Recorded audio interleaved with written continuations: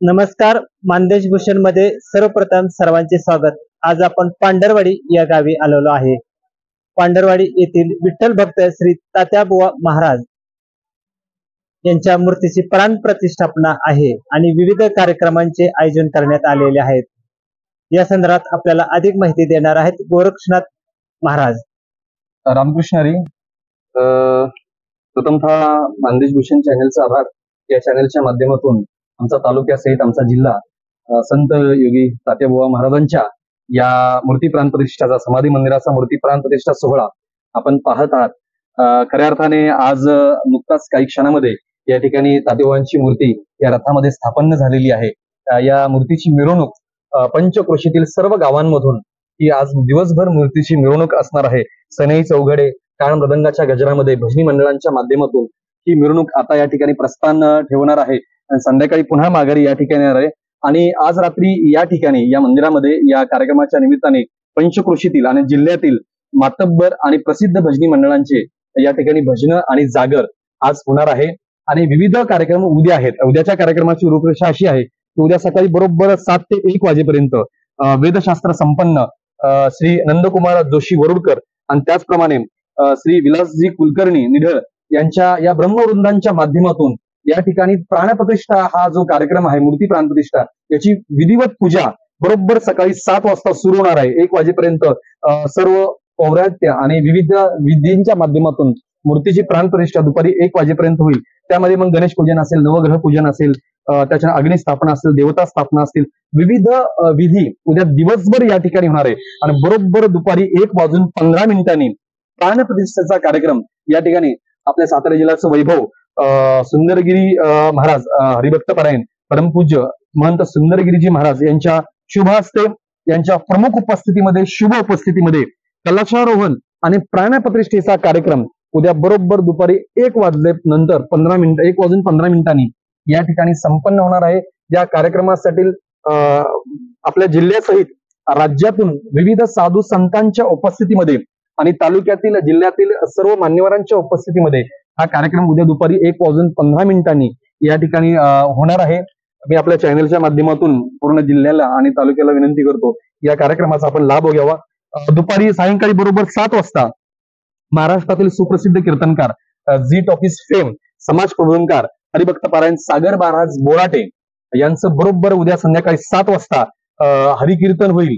आणि या कीर्तनाचा लाभ सुद्धा आपण सर्वांनी घ्यायचे. दुपारी 2 वाजता उपस्थित हरिभक्त पारायण आणि परमपूजनीय सेवागिरी मठाचे मठाधिपती सुंदरगिरीजी महाराज यांच्या उपस्थितीमध्ये त्यांचं आशीर्वचन होईल. आणि उपस्थित सर्व साधू संतांची या ठिकाणी प्रवचनं होतील, व्याख्याने होतील.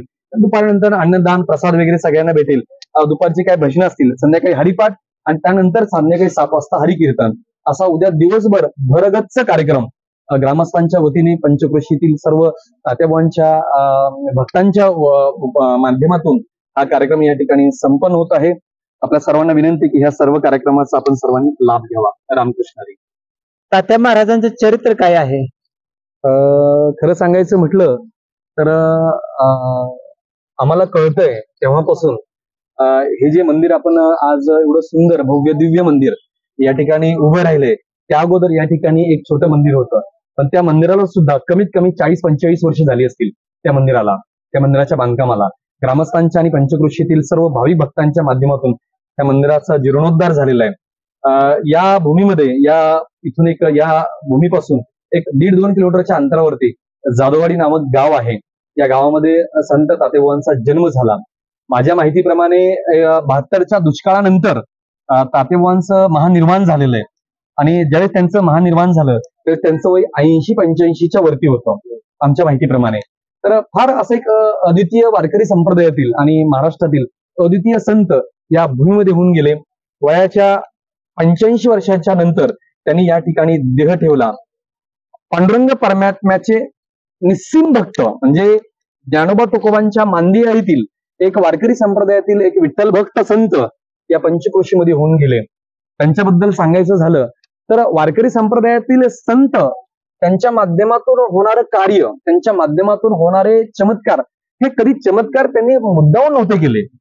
सहज ओघामध्ये त्यांच्या जीवनामध्ये अनेक चमत्कार होऊन गेले. एक वारकरी संप्रदायातला एक असा एक पांडुरंग परमात्माचा तात्याबुवा महाराज असे एक भक्त होते की त्यांनी त्यांच्या पंचक्रोशी मधल्या आणि ह्या तालुक्यामधील विविध गावांचा म्हणजे मुंबई पुण्यासहित त्यांच्या काळात दौरे झालेले होते. त्यांच्या जीवनचरित्र ज्यावेळेस आम्ही ऐकलं, ज्यावेळेस वाचलं, त्यावेळेस असं लक्षात आलं की देशभरामध्ये महाराष्ट्रामध्ये त्यांचे दौरे झालेले होते. पण एक पांडुरंग परमात्म्याचं नाव त्यांच्या मुखामध्ये सतत असल्यामुळं त्यांच्या मुखामध्ये एक तेजस्वी वाणी त्यांची तयार झाली. त्यांचा स्पर्श, त्यांचं सानिध्य ज्या ज्या कुटुंबांना झालं, ज्या ज्या भाविकांना झालं, त्या भाविकांचा उद्धार झालेला आहे. नवे नवे त्यांच्या सानिध्यामध्ये आज त्यांच्यावरती श्रद्धा ठेवून जी कुटुंब, जे भाविक मार्गक्रमण त्यांचं जीवनक्रमण करत आहेत, त्यांचा अदृश्य हात त्या कुटुंबाच्या पाठीशी आहेत. म्हणजे आज सांगायचं झालं तर मागच्या 10-12 दिवसापासून आपल्या जिल्ह्यामध्ये, राज्यामध्ये फार मोठा पाऊस पडत आहे. आज तात्याबावांची मिरवणूक या ठिकाणी होत आहे. आज पाऊस उघडलेला आहे पूर्ण. ही तात्याबावांची कृपाच आहे. आपण ज्या ठिकाणी उभे आहोत त्या ठिकाणी समोर एक ओढा आहे.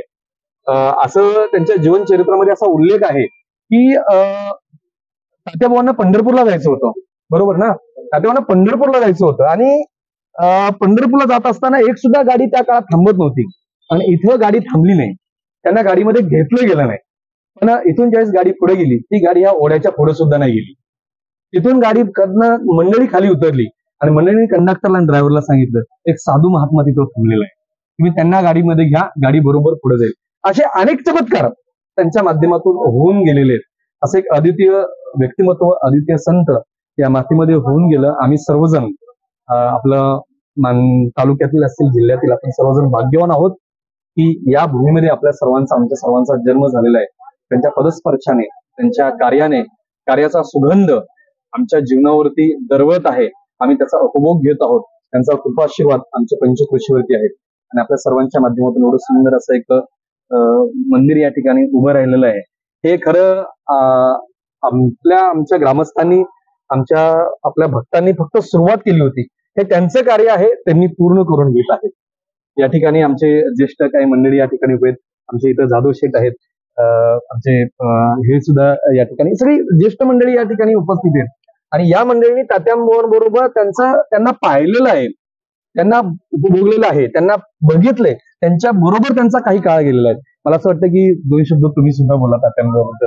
जय रामकृष्ण हरी, हरी हरी, जय जय रामकृष्ण हरी, जय जय जय रामकृष्ण हरी, जय जय रामकृष्ण हरी.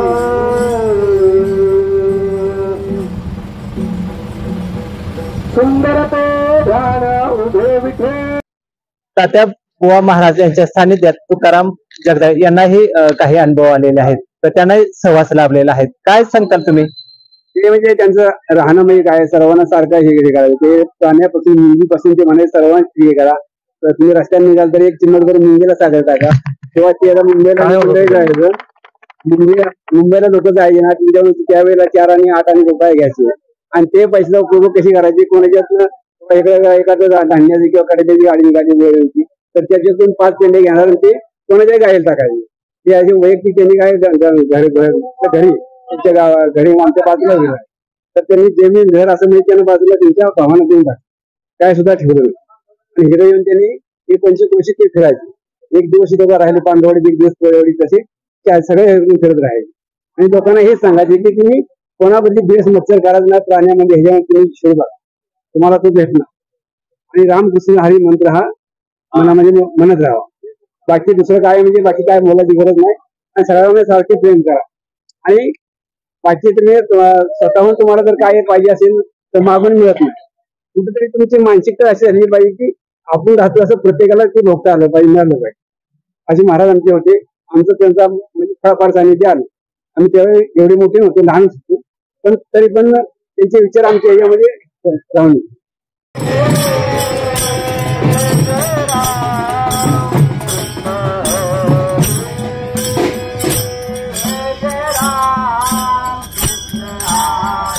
जगदाळे आपल्याला तात्यांच्या काही आठवणी सांगत आहेत. एक वेळ ते पंढरपूरला वारीसाठी गेले होते आणि तिथं त्यांना कुंडलिकाचं दर्शन भेटत नव्हतं. आता चंद्रभागा नदी ही तुडुंब भरून वाहत होती, तेव्हा त्यांना काय दर्शनाचा लाभ होत नाही. म्हणून त्यांनी तो निश्चय केला, मी एवढ्या ह्याच्यापर्यंत आलोय तर मला दर्शन का भेटत नाही.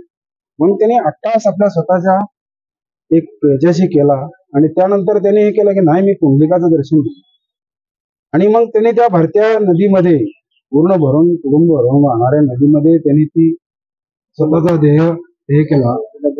हा, आणि पुंडलिकाच्या मंदिराच्या पायथ्याशी जाऊन त्यांनी ते दर्शन घेतलं एवढ्या करून भरलेल्या नदीमध्ये.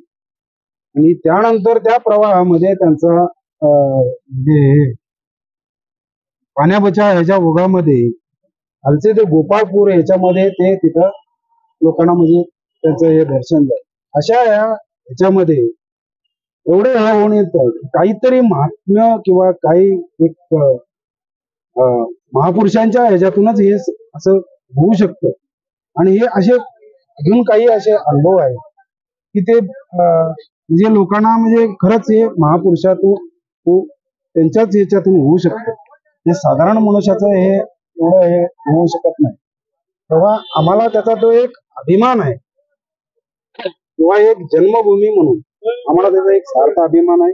आणि आम्ही त्या पद्धतीनं त्यांनी जे काही पायंडा घालून दिला त्या ह्याच्यावरती आम्ही जरा चालायचा प्रयत्न करतोय. आणि सगळ्यांच्या सहकार्यातून ही जी काही वास्तू उभी राहिलेली आहे त्याच्यातून आम्ही थोडासा म्हणजे पुढे त्यांचा जे काय ध्येय आहे तो पुढे घेऊन जायचा प्रयत्न करतो. तात्याबुवा महाराज यांच्या काही आठवणी आपल्याला ब्रह्मदेव जाधव सांगत आहेत. काय सांगताल तात्या? तात्याबुवा महाराज जाधववाडी जन्मभूमी स्थान आणि त्याचा जन्म झाला आणि त्यांचा लहानपणापासून त्यांच्या जे काय कर्तव्य त्यांनी केलं ते त्यांचं ह्या सत्पुरुषाचाच केलं. त्यांचं वारकरी झाले ते पंढरपूरचे. आज ह्या गावात उद्या त्या गावात त्या गावात पंढरपुरात कुठे ते फिरत राहणार. पण ते मारुती मंदिरात राहत होते.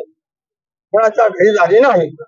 ते मारुती मंदिरात राहून त्यांचं जे काय पंतपती रामकृष्ण हरी साधा माणूस होता आणि साध्या फक्त रामकृष्ण हरी हा मंत्र त्यांनी जपला. आणि ते जपून त्यांनी त्यांच्या कारकिर्दीत जे काय सत्य असेल ते गाडीनं तुमच्याच गाडीतली पिंड उपसून कुणाच्याही गाडीच्या फोटो टाकायची. प्रसाद चिमटभर जरी असतात त्यापेक्षा गावला तो प्रसाद तुम्हाला द्यायचा आणि 4 पैसे तुम्हाला मागून घेऊन प्रसादाला पैसे तुमच्याकडे घेऊन ते तुम्हाला प्रसाद वाटत होते. दुसरी गोष्ट प्रसाद देताना माझ्या समोरची गोष्ट घडलेली आहे ती मी सांगतो. माझ्या समोर प्रसाद देताना ह्या जागेवर तिथंच त्यांनी असं खाली हात घातला पुढे जमिनीत हात घातला आणि त्या जमिनीचा हातात त्यांच्या पेढा 5 माणसाला नाव दिला. रामकृष्ण आहे. कोळेवाडीचे माजी सरपंच तानाजी जायकर आपल्याला तात्याबुवा महाराज यांच्या काही आठवणी सांगत आहेत. मी 7वीला पांढरवाडी शाळेला होतो. त्यावेळी जेवायला आम्ही नेहमी इथे यायचो. श्रावणी वारी होती तर तात्याबुवा काय म्हणले आम्ही पंढरपूरला जातोय आता तुम्ही इथं बघा म्हटल्यानंतर तात्याबुवा तिथं रस्त्यावर गेले. 4 गाड्यांनी एसटीने घेतलं नाही. 5वी एसटी पुलावर जाऊन ऑटोमॅटिक बंद पडली.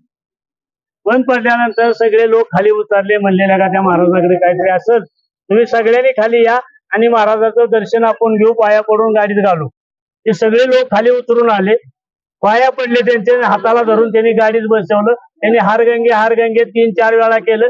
ड्रायव्हरला सांगितलं काटर मारा. काटर मारल्यानंतर गाडी चालू झाली निघून गेली पंढरपूर. एवढं मला माहिती आहे.